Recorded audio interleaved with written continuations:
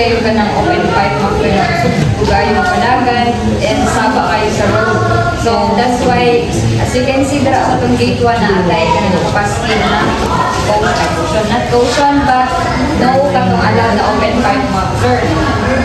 And then, common among motorcycles and modified cars. Naman na ng mga matay mo ng mga Lamborghinis, ng grabe o sugay na sila o muffler. And ganahan ko ng mga kuana na kayo.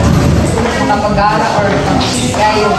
Then, causes noise pollution, startles, pedestrians, and introduce to road rage. And so, na maka-watch ang noise pollution, which is over-controlled. Saba kayo. And most especially sa mga during at night, maka-distraction sa mga noise. So, for the legal na response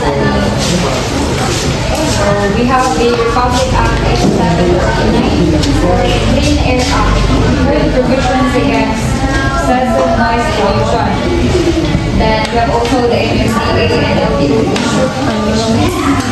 LTO and which issues fine and impound violators. Then we have also city ordinances and implements of the LGU or local government organization. Not organization. Unit rather.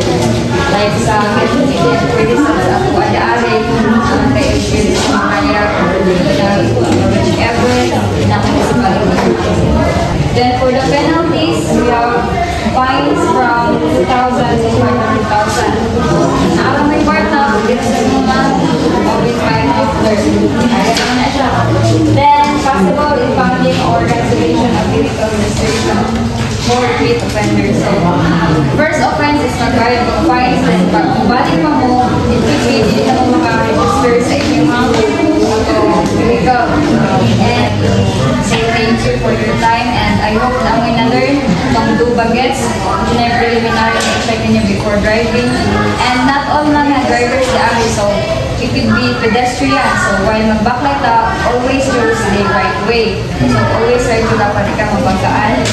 And then for those na po yung mga motorcycles, kindly ka nang follow ko sa mga laws mo, di ka magamit ito open pipe muffler para ma-preserve na ito ang type 1 the traffic management. Then ito po mga smoke real check vehicle na grabe naka-ito, so pwede na mag-change or change for proper maintenance para clean air din siya, hindi ka maka-cause of air pollution.